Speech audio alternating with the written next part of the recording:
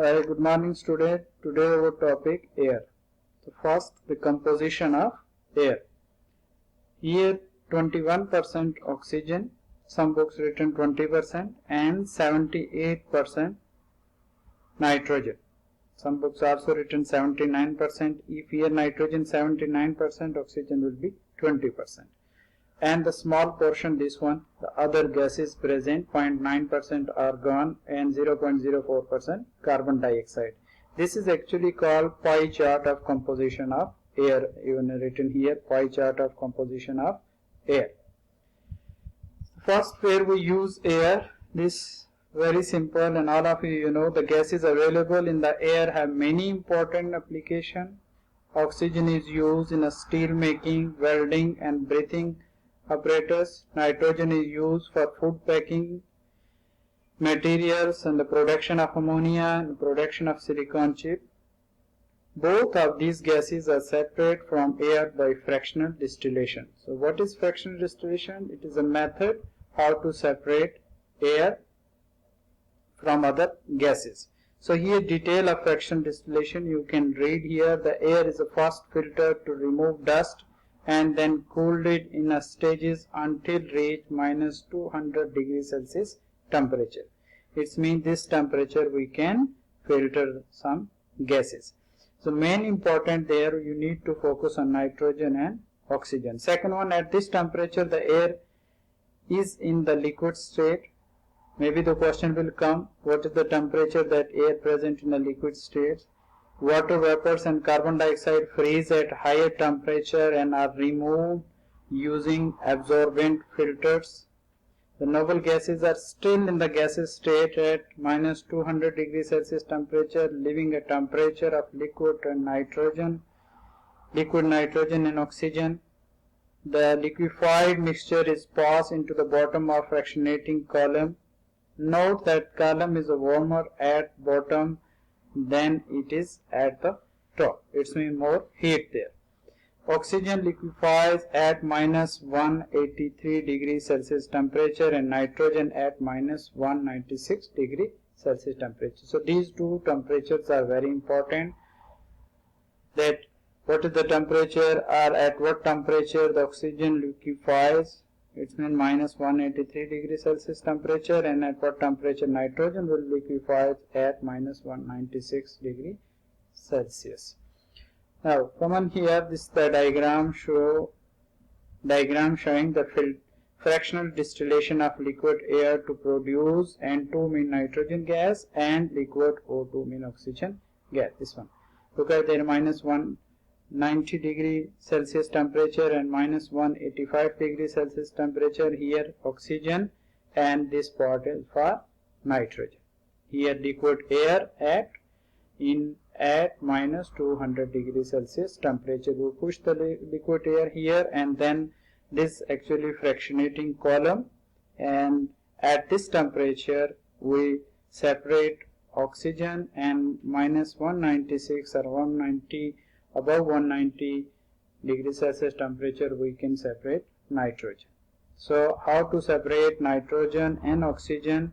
What is the method that we can use for separation? That is called fractional distillation.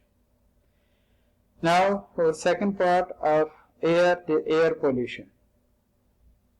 Some gases are present, those are responsible for air pollution. First one is carbon monoxide. Carbon monoxide is CO.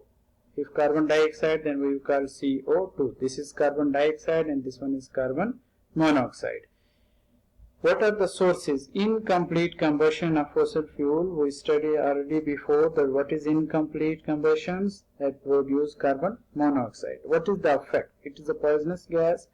It is combining with hemoglobin in blood and prevents it from the carrying oxygen. It means with suffocation, breathing problem. Second type is sulfur dioxide, SO2, sulfur dioxide. What is the source? Again, sources is combustion of fuels. This one is sulfur dioxide. So what is the effect in our daily life? The acid rain, which causes corrosions to metal structures, buildings and the others, especially lungs problem, breathing problem, throat infection, and eyes infections because of sulfur dioxide pollution in air. Then we have oxides of nitrogen. Oxides of nitrogen mean maybe NO2, maybe NO, maybe N2O4. These are called oxides of nitrogen. So what are the sources and what is the effect? These two main points for each you need to memorize. What are the sources?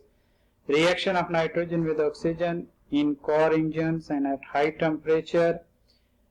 What is the effect in our daily life? Again written here, the photochemical they produce, photochemical smoke, breathing difficulties, in particular for the people suffering from asthma, mean it's breathing problem. Now then we have fourth one is compounds of lead, Pb.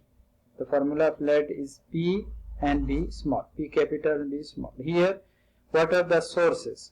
Old water pipes, old paints, petrol in some kinds of racing car, and from very old engines we produce the lead compound. And these lead compound also affected on our daily life, especially central nervous system, CNS, central nervous system. Also young and infants are particularly affected by these types of lead compounds. These four main gases and compounds, those are responsible for air pollution.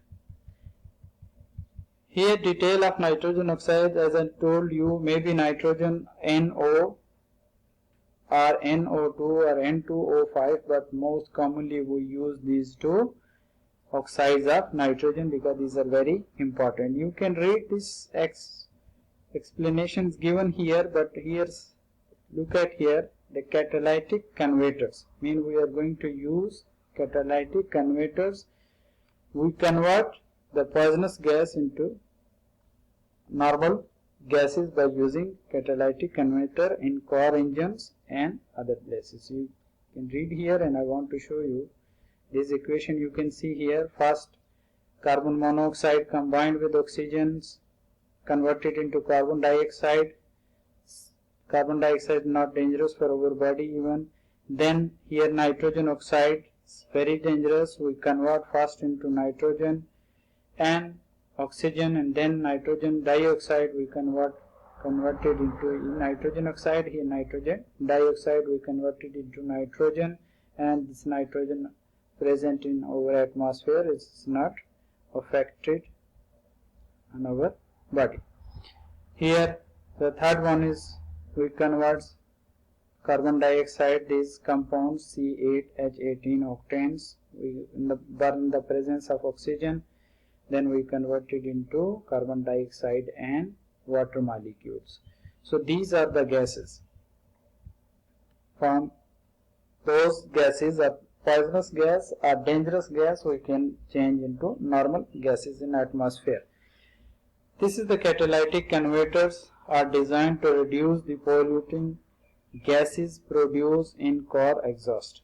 Look at here, this all engines, this one is present there. We convert the gases in engines, that carbon monoxide, this is dangerous. Nitrogen oxide also dangerous. We put present here with the oxygen, and then we convert these gases into gases come out carbon dioxide, nitrogen and oxygen, and these gases we will use for breathing purpose and for many other purpose.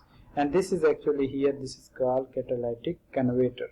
So we use to convert dangerous gases into normal gases in atmosphere.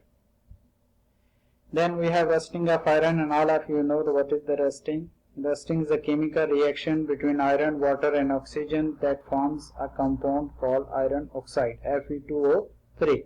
Oxygen and water must be present for rust to occur. Rusting is a redox process, and it occurs faster in a salty water since the presence of sodium chloride increases the electrical conductivity of water. This rusting we already finished in electrolysis. So when iron reacts with water in the presence of oxygen, you get hydrated iron oxide, Fe2O3 dot water molecules. This diagram you can understand better. Where is the water and others? Air and water. Water, no air. Here air, no water. So which one is get rusted? You can get information from above, because we need water for rusting. What we need, you can see in this equation, we need water and air. So here air and water, but these two, there is here water but there is no air, here air but there is no water. So which needs get rust? This one, the first one. Okay. Then how to remove rust from iron and other places? We have two processes. The first one is galvanizing and then sacrificial protection. This we will study in next lesson. Hope you will understand. Thank you so much.